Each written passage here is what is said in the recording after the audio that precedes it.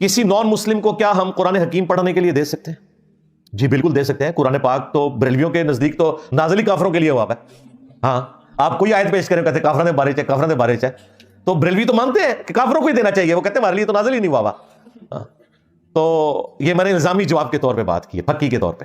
تو نان مسلم کو آپ نے قرآن ہی تو دینا ہے. اسلام کو آپ نے اسٹڈی اس اعتبار. بسم اللہ الرحمن الرحیم. شروع اللہ کے نام سے جو بڑا مہربان نہایت رحم کرنے والا ہے. السلام علیکم ورحمۃ اللہ وبرکاتہ.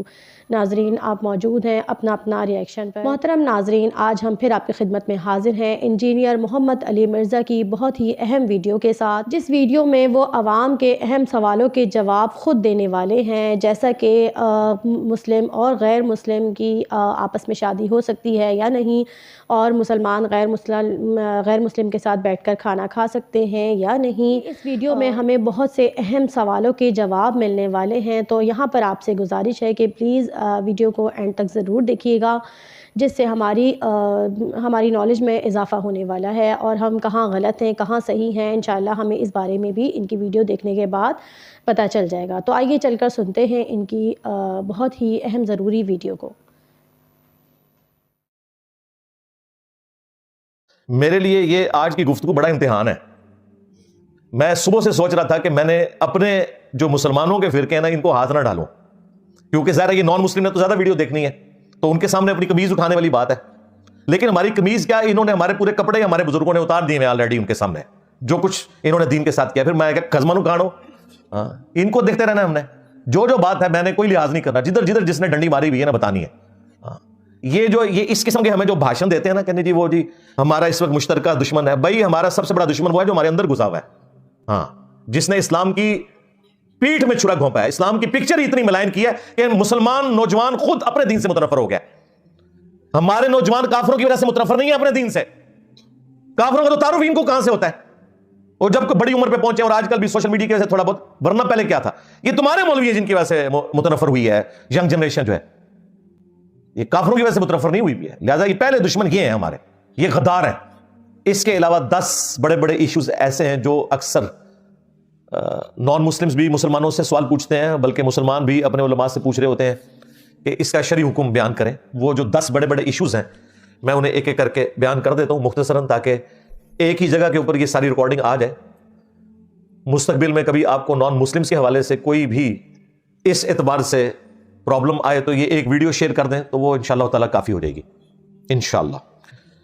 ایشو نمبر 1, کیا غیر مسلم کے ساتھ کھانا پینا جائز ہے؟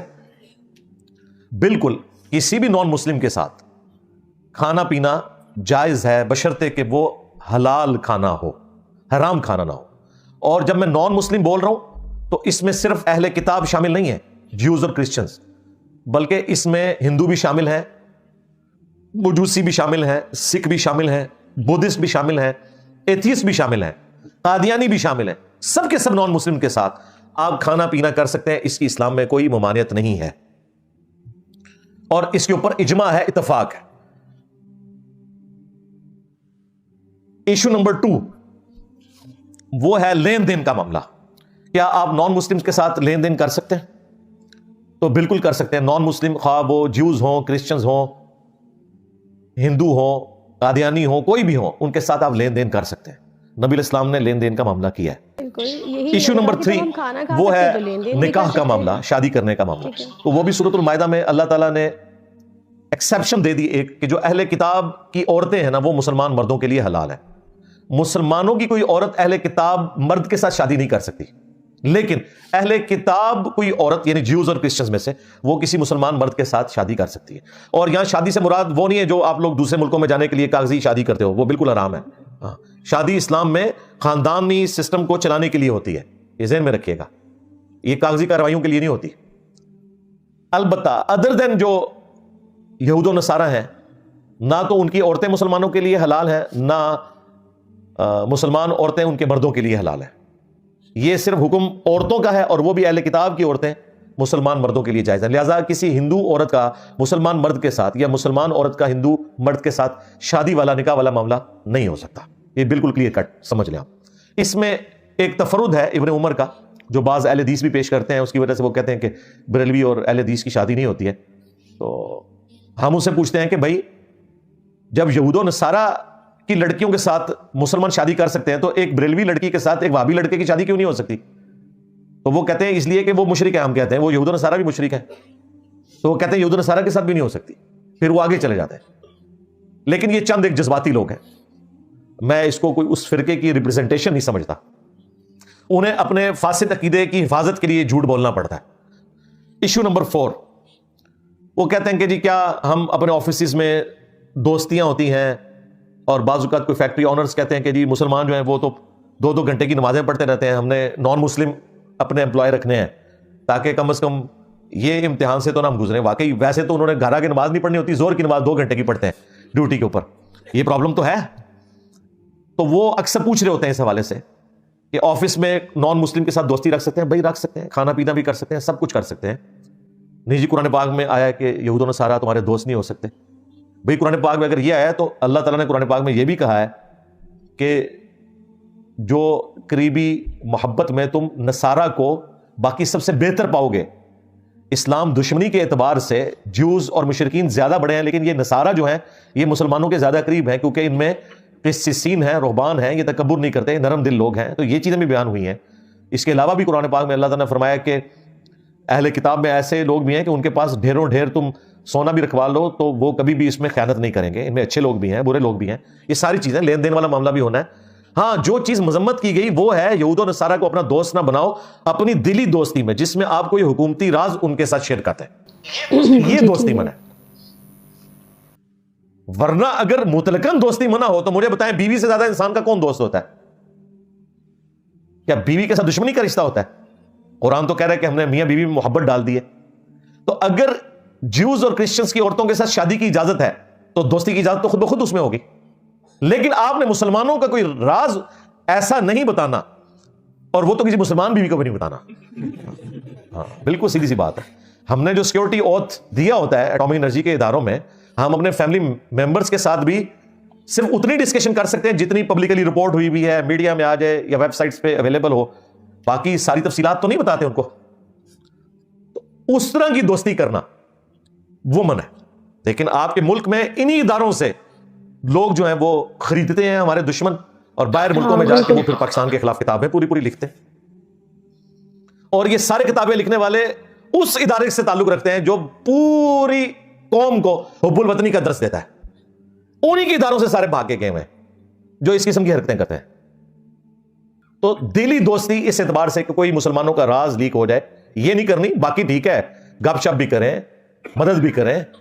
ایشو نمبر 5 وہ ہے سلام کرنے کا مسئلہ کہ آپ کیا نان مسلم کو سلام کر سکتے ہیں یا اس کے سلام کا جواب دے سکتے ہیں؟ نان مسلم کو آپ سلام کر سکتے ہیں, ان کے سلام کا جواب بھی دے سکتے ہیں اور سلام میں پہل بھی کر سکتے ہیں. کیسے؟ دیکھیں بخاری اور مسلم دونوں میں حدیث موجود ہے کہ یہودی جب مسلمانوں کو سلام کیا کرتے تھے نا تو وہ کہا کرتے تھے السلام علیکم, الفاظ کو بگاڑتے تھے اور یہ ان کی عادت تھی. حتتن کو انہوں نے حنتتن کہنا شروع کر دیا, سمعنا و اطعنا کو سمعنا و عصینا کہنا شروع کر دیا. یہاں پہ بھی یہ السلام علیکم کہتے تھے, اور السلام علیکم کا مطلب ہے تم پر موت ہو. تو نبی علیہ السلام نے فرمایا کہ جب یہودی تمہیں کہیں نا السلام علیکم تو تم انہیں کہا کرو وعلیکا یا وعلیکم, اور تم پر بھی ہو, یعنی جو تم نے مجھ پر بھیجا ہے وہی تم پر واپس چلی جائے. یہ نہیں ہو سکتا کہ وہ السلام علیکم کہہ رہے ہیں اور تم وعلیکم السلام کہو. اس وجہ سے وعلیکم السلام کہنے سے نبی علیہ السلام نے منع کیا تھا. وعلیکم میں بھی جواب ہو جاتا ہے کیونکہ آپ نے فرمایا جب وہ تم پر موت بھیج رہے ہوں گے, جب تم وعلیکم کہو گے وہ اس پہ لوٹ جائے گا. یہ اس بات کا ثبوت ہے کہ السلام کا جواب وعلیکم سے بھی ہو جاتا ہے. آپ مسلمان کو بھی کہہ دینا, ہماری ہم سمجھنے کی بات انگریزی میں بھی کہتے ہیں سیم ٹو یو, جو تم نے مجھے کہا وہی تمہارے لیے. کوئی عید مبارک کا لمبا سا میسج مجھے بھیج دے, ویسے تو میں موبائل دیکھتا ہی نہیں ہوں, کہیں مجھے مجبوراً جواب دینا پڑ جائے, اتنی لمبی تو مجھ سے انگریزی نہیں لکھی جاتی, میں لکھتا ہوں سیم ٹو یو بس, وعلیکم, یعنی جو دعائیں تم نے مجھے دی. جائز ہے, نبی علیہ السلام نے بھی کہا. لہٰذا اگر آپ کسی عام مسلمان کو بھی السلام علیکم کے جواب میں وعلیکم کہتے ہیں نا تو یہ پرفیکٹ جواب ہے, کیونکہ اس نے کیا کہا تم پر سلام ہو, ہم نے کہا آپ پر بھی ہو. سلام لفظ بولنے کی ضرورت نہیں ہے, کانٹیکسٹ یہی ہے کہ تم نے سلام بھیجا تم پہ سلام ہو. ویسے تو یہ اللہ بات ہے کہ یہاں پہ بریلوی دیوبندی اہل حدیث آپس میں ایک دوسرے کے سلام کے قائل نہیں ہیں, لہٰذا یہ سلام والا معاملہ بھی کلیئر ہو گیا. ایشو نمبر 6 کسی نان مسلم کو کیا ہم قرآن حکیم پڑھنے کے لیے دے سکتے ہیں؟ جی بالکل دے سکتے ہیں. قرآن پاک تو بریلویوں کے نزدیک تو نازل ہی کافروں کے لیے ہوا ہے. ہاں آپ کوئی آیت پیش کریں کہتے ہیں کافروں نے بارے چاہے کافروں نے بارے چاہے, تو بریلوی تو مانتے ہیں کہ کافروں کو ہی دینا چاہیے, وہ کہتے ہیں ہمارے لیے تو نازل ہی نہیں ہوا. تو یہ میں نے الزامی جواب کے طور پہ بات کی ہے, پکی کے طور پہ. تو نان مسلم کو آپ نے قرآن ہی تو دینا ہے. اسلام کو آپ نے اسٹڈی اس اعتبار سے کروانا ہے کہ آپ کہیں گے جی یہ اسلام کے نمائندہ علماء ہیں, ان کو دیکھیں اور صحابہ کرام کی یاد تازہ ہو جائے گی. ٹھیک ہے, تو ان کو دیکھنے سے صحابہ کرام کی یاد تازہ نہیں ہوتی, صحابہ کے مخالفین کی یادیں ہی تازہ ہوتی ہیں. تو قرآن ہی پڑھنے کے لیے دیں گے. قرآن نازل ہوا مشرکین عرب کے اوپر اور انہوں نے قرآن سن کے اسلام قبول کیا. کتنے صحابہ کرام قرآن کی وجہ سے مسلمان ہوئے ہیں. نبی علیہ السلام کی دعوت کا انسٹرومنٹ یہی ہے. وَأُوحِيَ إِلَيَّ هَذَا الْقُرْآنُ لِأُنذِرَكُم بِهِ وَمَن بَلَغَ. نبی تم فرماؤ قرآن مجھے اس لیے وحی کیا گیا تاکہ اس قرآن کے ذریعے میں تمہیں بھی ڈر سنا دوں اور جس تک یہ دعوت پہنچ جائے اس قرآن کے ذریعے دعوت کرے. اچھا جب ہم یہ بات کرتے ہیں تو کہتے ہیں چلیں آپ احتیاط کریں ترجمہ دیتے ہیں, عربی والا قرآن نہ دیں. ان کے نزدیک جو ترجمہ ہے وہ قرآن ہی کوئی نہیں ہے. ہمارے نزدیک تو جو ترجمہ ہے قرآن کا وہ بھی قرآن کی طرح اس کا بھی احترام ہے, بلکہ جو نان عرب لوگ ہیں ان کے لیے تو وہ ترجمے میں ان کی ہدایت بھی چھپی ہوئی ہے. عربی والے سے تو صرف ثواب ملنا ہے, اور وہ بھی اس صورت میں اگر آپ نے اس کے اوپر عمل کیا. اگر قرآن پڑھ کے اپنے اوپر لعنتیں بھیجتے رہے, ظاہر قرآن میں تو ہے لعنت اللہ علی الکاذبین, جھوٹوں پر اللہ کی لعنت, تو اپنے اوپر لعنت بھیج دی. لعنت اللہ علی الظالمین, ظالموں پر اللہ کی لعنت, اور شرک سے بڑا کوئی ظلم نہیں, اپنے اوپر خود لعنت بھیج دی. تو ترجمے والا قرآن اگر آپ کسی نان مسلم کو دیتے ہیں تو ظاہر عربی بھی اس میں لکھی بھی ہوگی, اور وہ لکھی ہونی چاہیے. صرف ترجمے والا قرآن چھاپنا بھی نہیں چاہیے, کیونکہ وہ قرآن نہیں ہے, قرآن کا ترجمہ ہے. بہرحال اوریجنل ٹیکسٹ اوپر ہونا چاہیے. پھر اس سے یہ پوچھیں کہ اس وقت بھی 1.5 کروڑ کرسچنز ایسے ہیں نان مسلمز جن کی زبان ہی عربی ہے اور وہ نان مسلم ہے. ان کو قرآن کا ترجمہ کس زبان میں دیں گے؟ عربی میں کر کے دیں گے ترجمہ. عربی میں اگر آپ نے قرآن کا ترجمہ کیا تو آپ سے بڑا تو کوئی گستاخ ہی نہیں ہے. یعنی آپ قرآن کا ترجمہ عربی میں کرنے کا مطلب یہ کہ آپ لوگوں کو بتانا چاہتے ہیں کہ اللہ تعالیٰ اپنی بات اچھے طریقے سے نہیں پہنچا سکا, میں اس کو بہترین طریقے میں آپ کو سمجھاتا ہوں. وَلِعَوْذُ بِاللَّهِ تعالیٰ, یہی مطلب ہے نا. اور کیا ہے ایشو نمبر 7, کیا نان مسلمز کی کتابیں آپ پڑھ سکتے ہیں جو ان کے ریلیجن سے متعلق ہیں؟ بالکل شوق سے پڑھیں, لیکن پہلے اپنی کتابیں پڑھ لیں. ہاں, تاکہ آپ کو پتا ہو کہ دین حق کیا ہے, اور جب وہاں پہ آپ کو کوئی حق سے ہٹی بھی کوئی بات پتا چلے تو آپ کے لیے فیصلہ کرنا آسان ہو جائے. اللہ نے تو اپنی کتابوں کے بارے میں کہہ دیا ہے کہ ہم نے تورات نازل کی تھی, انجیل نازل کی, اور اس کے بعد الفرقان نازل کی ہے, حق اور باطل میں تمیز کرنے والی کتاب. المہیمن کہا, یہ نگہبان ہے اگلی الہامی کتابوں کے اوپر, کیونکہ یہ محفوظ ہے. انا نحن نزلنا الذکر وانا لہ لحافظون, اس کی ذمہ داری اللہ نے خود لی ہے. لیکن ان کتابوں کو بھی آپ پڑھ سکتے ہیں. ظاہر ہے جب قرآن کہتا ہے ہاتوا برہانکم ان کنتم صادقین, اپنی دلیل لے کر آؤ اگر تم سچے ہو. خود نبی علیہ السلام کو کہا گیا کہ اے نبی ان سے فرمائے ایتونی بکتاب من قبل ھذا او اثارۃ من علم ان کنتم صادقین, اگر قرآن کو تم نہیں مانتے تو اپنی الہامی کتابیں لے آؤ اگر تم سچے ہو, یا انبیاء کے آثار, کوئی سنت حدیثیں تمہارے انبیاء کی آ رہی ہوں وہ لے آؤ اگر تم سچے ہو, اس سے مجھ سے بات کر لو. لیکن بات کتابوں سے کرنی ہے, ہاں بابوں سے نہیں کرنی. ہاں تو کتابوں سے بات کرو. تو اگلی الہامی کتابوں کی طرف بھی اللہ نے ریفر کیا ہے. توحید کے اعتبار سے تو وہ کتابیں بھی محفوظ ہیں. ہاں توحید سے ہٹ کے جو باقی معاملات ہیں ان میں ظاہر انہوں نے اپنے فتوے بھی داخل کر دیے ہیں, اور اسی کی اصلاح کے لیے پھر اللہ تعالیٰ نے اپنے آخری پیغمبر کو بھیجا صلی اللہ علیہ وآلہ وسلم. تو آپ ان کی کتابیں بھی پڑھیں, ان کا احترام بھی کریں. 8, اور وہ ہے کیا نان مسلمز کی عبادت گاہوں میں مسلمان جا سکتے ہیں؟ بالکل جا سکتے ہیں, لیکن وہاں پہ کوئی شرکی ایکٹیویٹی میں حصہ نہ لیں. وہ وزٹ کے طور پر جا سکتے ہیں. آیا صوفیہ جو کرسچن سے مسلمانوں نے لیا تھا, اب نماز جمعہ وہاں پہ شروع کروا دیا ہے, اور نماز کے دوران جو جیزس کرائسٹ کی جو شبیہات بنی ہوئی ہیں دیواروں کے اوپر, اس کے آگے پردہ لٹکا دیتے ہیں اور اس کے بعد پھر وہ کھول دیتے ہیں. اسی طریقے سے کورونا کے دنوں میں آپ نے دیکھا جیوز اور کرسچنس کی عبادت گاہوں میں جا کے مسلمانوں نے جمعے کی نماز ادا کی, کیونکہ سوشل ڈسٹینسنگ کی ضرورت تھی. تو ان کے وہ گرجے بڑے تھے ایریا وائز, مسلمانوں کی مسجدیں تو چھوٹی تھی, تو باقاعدہ انہوں نے کئی گرجے کنورٹ کیے ہیں اس اعتبار سے کہ وہاں پہ واش رومز بنائے تاکہ مسلمان بھی جمعے کی نماز پڑھ سکیں. کیونکہ بخاری مسلم واضح حدیث ہے کہ اللہ تعالیٰ نے 5 ایسی خصوصیات مجھے دی ہیں جو مجھ سے پہلے کسی پیغمبر کو نہیں دی. ان میں سے ایک یہ ہے کہ پوری زمین میرے لیے مسجد بنا دی گئی ہے. تو اس میں آپ نان مسلم کی عبادت گاہوں میں بھی بشرطے سامنے کوئی شبیہ بت اس طرح کی چیز نہ ہو, نماز آپ ادا کر سکتے ہیں. اور ویسے وزٹ کے طور پر, نالج کے طور پر جانا, وہ سیرو فی الارض کے تحت ہی آتا ہے. وہ آپ کھنڈرات میں بھی جا سکتے ہیں, عبادت گاہوں میں بھی جا سکتے ہیں, اس میں کوئی شرعی طور پر گرفت نہیں ہے. ایشو نمبر 9, اور وہ ہے کرسمس اور ہولی دیوالی کے موقع کے اوپر جو مسلمانوں کو کوئی نیاز نظر وغیرہ بھیجتے ہیں وہ ہم سے لوگ پوچھ رہے ہوتے ہیں جی ہم کھا لیں نہ کھائیں, ٹھیک ہے, اور ایسے مواقع کے اوپر ہم انہیں کیا بھیجیں؟ ظاہر ہے عید کے موقع پہ انہوں نے ٹافیاں کھائی ہوتی ہیں ان سے لے کے, تو جب کرسمس آئے گی تو انہیں بھی ٹافیاں کھلانی پڑ جاتی ہیں. میرا خیال ہے مسلمانوں کو توحید کے معاملے میں بالکل ننگی تلوار ہونا چاہیے اور کوئی آر محسوس نہیں کرنی چاہیے. آر آپ تب محسوس کریں جب یہ توحید کا عقیدہ ہمارے ہاں ہی صرف پایا جاتا ہو, پھر میں آپ کی کوئی بات ماننے کے لیے تیار ہوں کہ آپ کو شرم آتی ہے بات بتاتے ہوئے کہ جی ہم تو اس معاملے میں سینسٹیو ہے, آپ کے نزدیک جائز ہوگا. بھئی جب دنیا کے تمام مذاہب خواہ وہ اہل کتاب ہوں یا نان اہل کتاب ہوں ایک خدا کے ماننے والے ہیں اور اس کے ساتھ شرک کرنے کو ان کی کتابیں حرام سمجھتی ہیں, اور جتنے بھی رسومات ہیں عبادت کی وہ اللہ کے ساتھ خاص ہیں, تو اس میں صرف جھکنا سجدہ کرنا نہیں آتا, نظر و نیاز بھی آتا ہے. تو مسلمانوں کو کوئی شرم محسوس نہیں کرنی چاہیے. انہیں کہیں کہ جیزس کرائسٹ کو ہم بھی مانتے ہیں, وجیہن فی الدنیا والآخرہ ومن المقربین ہے, اور اولو العزم 5 پیغمبروں میں سے وہ ایک ہے, لیکن وہ اللہ کے بیٹے نہیں ہیں. آپ نے کرسمس پہ یہ عقیدہ رکھا ہوا ہے کہ اللہ نے بیٹا جنا, اس لیے ہم اس شرکی ایکٹیویٹی میں, آپ کی کسی کھانے کی ایکٹیویٹی میں, کسی کیک پارٹی میں شامل نہیں ہو سکتے. سیدھی سی بات ہے, کیونکہ توحید کے معاملے میں زیرو ٹالرنس ہے اسلام کے اندر, جبکہ خود کرسچنس کی کتابیں بھی یہ بتاتی ہیں کہ اللہ تعالیٰ کے ساتھ کسی اور کو شریک نہیں ٹھہرایا جا سکتا.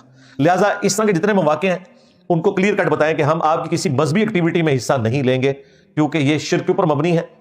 البتہ ہم آپ کو بھی کوئی پابندی کرتے کہ آپ عید کے موقع کے اوپر ہمیں ٹافیاں بھجوا دیں تاکہ ہمارے لیے امتحان بن جائے کہ کرسمس یا ہولی دیوالی کے موقع پہ ہمیں بھی آپ کو کچھ دینا پڑ جائے, تو ہمیں معاف رکھیں. ہم تو مسلمانوں میں بھی اگر کوئی نظر نیاز غیر اللہ کے نام کی دیتا ہے, کسی کا عقیدہ ہے کہ داتا دربار پہ اگر میں نے دودھ نہ چڑھایا تو میری بھینس دودھ نہیں دے گی, تو بھائی ایسا مسلمان بھی اگر ہمیں اس دودھ کی کھیر بنا کے بھیجے گا نا تو ہم اس سے نہیں لیں گے, اسے کہیں گے بھائی یہ آپ نے غیر اللہ کے بیچ میں نیت شامل کر لی ہے. اور قرآن حکیم میں اللہ تعالیٰ نے واضح طور پر منع فرما دیا ہے کہ جس کے اوپر غیر اللہ کا نام لیا گیا غیر اللہ کی خوشنودی کے لیے, ذبیحہ کے لیے, وہ حرام ہے. ہاں اصالہ ثواب ہو وہ ایک الگ چیز ہے, لیکن اصالہ ثواب نہیں نہ رہنے دیتے ہیں. یہ کہتے ہیں غوث پاک کی 11ویں کریں گے پھر غوث پاک ہماری مدد کریں گے. اگر یہ کہنا کہ ہم غوث پاک کی 11ویں کر کے غوث پاک کی مدد کر رہے ہیں, ہم غوث پاک کی مدد کر رہے ہیں کہ اللہ تعالیٰ ان کے گناہوں کو معاف کرے اور ان کے درجات بلند کرے, بالکل پھر 11ویں درست ہے, کریں. اس طرح 11ویں کرنی نہیں ہے, یہ تعلیق بالمعال ہی ہو گیا. تو اصالہ ثواب تو آپ میت کی طرف سے کر سکتے ہیں, ہمیں کوئی اس میں نہیں ہے.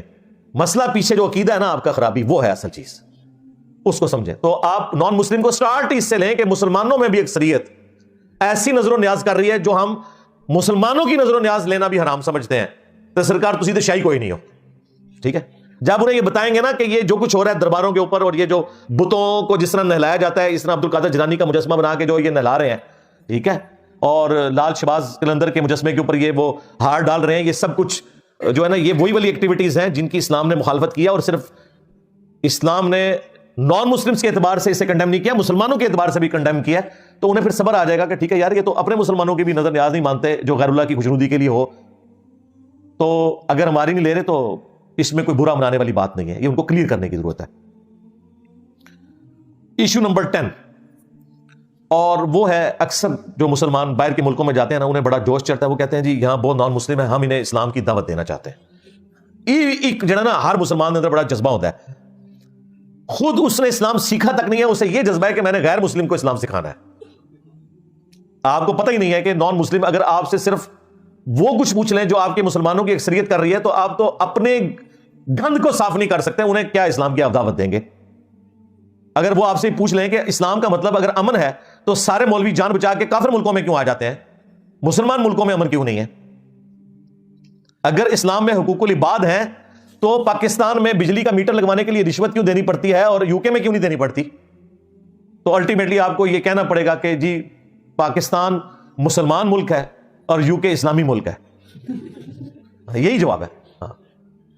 پاکستان مسلمان ملک ہے اور امریکہ اسلامی ملک ہے. تو اللہ کے بندو, دعوت دینے کے لیے پہلے آپ خود اسلام کا علم حاصل کریں, اور اس کے بعد نان مسلمز کو جو آپ نے دعوت دینی ہے وہ اسلام کی دعوت نہیں دینی. سٹارٹ آپ نے لینا ہے ایک خدا کی دعوت سے. قل یا اہل الکتاب تعالوا الی کلمۃ سواء بیننا وبینکم الا نعبد الا اللہ. آؤ اہل کتاب ہم اس ایک بات پہ اکٹھے ہو جائیں جو تم میں اور ہم میں کامن ہے, کہ ہم مت پوجیں سوائے اس ایک اللہ کے, اور آپس میں ایک دوسرے کا رب نہ مان لیں. اور اگر یہ روگردانی کریں تو اے نبی تم تو اعلان کر دو کہ ہم نے سر تسلیم خم کر دیا اپنے رب کے حضور. تو آپ نے نان مسلمز کو کریٹر کی دعوت دینی ہے, بلکہ مسلمانوں کو بھی پہلے کریٹر کی دعوت ہے. انہیں بھی کوئی نہیں پتا کہ انہیں کسی نے بنایا ہے. ہاں, اس کے لیے آپ میری درجنوں ویڈیوز ہیں, ان میں ٹاپ آف لسٹ جو ویڈیو ہے فرام کریشن ٹو کریٹر, کائنات سے خالق کائنات کا سفر, انگلش سب ٹائٹل کے ساتھ ہے, ہدایہ پورٹل چینل کے اوپر. پھر ہدایہ وکٹری چینل پہ تو میری درجنوں ویڈیوز اس اعتبار سے انہوں نے ویلیو ایڈیشن کی ہے, کس طرح آپ نے نان مسلمز کو, ایتھیسٹ کو دعوت دینی ہے. لیکن اس کے لیے پہلے آپ نے خود ایجوکیٹ ہونا ہے, پھر آپ نے ان کے سامنے دعوت رکھنی ہے اور سٹارٹ کرنا ہے کہ اس کائنات کو کسی نے بنایا ہے, ہمیں کسی نے بنایا ہے, اور اس کے بعد اسلام آتا ہے, اس کے بعد دین آتا ہے. پہلی چیز جو ہے وہ کریٹر ہے, اللہ کا تعارف ہے, خدا کا تعارف ہے. آپ اسے بھگوان کہہ لیں, سپریم بینگ کہہ لیں, سپر نیچرل ایجنسی کہہ لیں, گاڈ کہہ لیں, اللہ کہہ لیں, ٹھیک ہے, اس کا تعارف. اور اس سے پھر یہ دعوت شروع کریں اور پھر بتائیں کہ سچی توحید جو ہے وہ اسلام کے ہاں پائی جاتی ہے. مسلمانوں کے ہاں تو ظاہر ہے بہت کم پائی جاتی ہے, اسلام کے ہاں. لیکن اللہ کا شکر ہے ہمارے اس پلیٹ فارم کی برکت سے, یعنی جتنی اللہ تعالیٰ نے توحید کی دعوت مسلمانوں کے لیے سمجھنا آسان کی ہے, مجھے تو کوئی آر نہیں ہے کہ ہزاروں میں نہیں لاکھوں میں لوگ ہیں جن کا عقیدہ توحید ہمارے اس پلیٹ فارم کی برکت سے صحیح ہوا ہے. الحمدللہ انہیں صحیح خدا کا تعارف ہوا ہے اور صحیح توحید کا تعارف ہوا ہے جو اللہ نے اپنے پیغمبروں کے ذریعے انسانوں تک پہنچائی تھی. تو یہ 10 بڑے بڑے ایشوز تھے جو میں نے ڈسکس کیے الحمدللہ. اور اللہ کا شکر ہے میں نے تو اپنے آڈینس کی یہ عادت بنا لی ہے کہ وہ 8, 10, 15, 20 منٹ کا کلپ بھی وہ کچھ نہیں سمجھتے. وہ کہتے ہیں کم از کم 40 منٹ 1 گھنٹے کی ویڈیو ہونی چاہیے تاکہ پوری بات سمجھ آئے, کیونکہ یہ ڈسے ہوئے ہیں صدیوں سے چھوٹی چھوٹی باتیں سننے کے, اور اپنی مرضی کے رزلٹ ان کے بڑوں نے انہیں نکال کے بتائے. الحمدللہ ہم نے جو حق بات تھی وہ کوشش کی ہے کہ آپ کے سامنے رکھیں. الحمدللہ ان کی معلومات بہت ہی اہم تھی, جو اکثر ہماری زندگی میں ہو رہا ہوتا ہے. اگر ہم ان کی ویڈیو کو اچھی طرح سے سن لیں گے اور سمجھ لیں گے تو انشاءاللہ ہمارے لیے آگے آسانی ہوگی. جیسا کہ انہوں نے اپنی ویڈیو میں بتایا ہے کہ قرآن مجید نازل ہی مشرکوں کے لیے ہوا ہے, یعنی کہ ہم کسی مشرک کو یا کسی کافر کو ہم قرآن مجید دے سکتے ہیں یا نہیں دے سکتے. بالکل انہوں نے کہا دے سکتے ہیں, کیونکہ یہ نازل ہی ان کے لیے ہوا ہے. اللہ کرے انہیں قرآن مجید پڑھ کر اور ترجمہ پڑھ کر قرآن مجید سمجھ میں آ جائے, تو اس سے بڑی بات اور کیا ہو سکتی ہے. دوسری بات انہوں نے فرمائی ہے کہ جھوٹے پر لعنت ہے, یعنی کہ جھوٹ بولنا ظاہر سی بات ہے انتہائی کبیرہ گناہ ہے, تو جھوٹ بولنے والے پر لعنت ہے. یہ بھی بہت پوائنٹ کی انہوں نے بات بتائی ہے. ہم اکثر روزمرہ کی زندگی میں جھوٹ پہ جھوٹ بولتے چلے جا رہے ہوتے ہیں, اور اکثر ہم اسلامی دینی معلومات میں بھی کہیں نہ کہیں کچھ چند لوگ جھوٹ سے کام لے لیتے ہیں.